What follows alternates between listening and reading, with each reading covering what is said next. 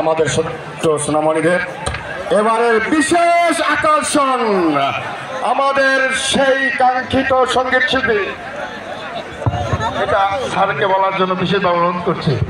আসসালামু আলাইকুম, আমি উপজেলা নির্বাহী অফিসার ডুমকি বলছি। আমাদের খুবই আনন্দের বিষয় যে আজকের আমাদের মাঠে আমাদের সারা বাংলাদেশের অতি প্রিয় একজন গায়ক ফকির সাহেব, যাকে আপনারা সবাই চিনেন। আমাদের ফাইনাল ম্যাচ দেখার জন্য মাঠে রয়েছে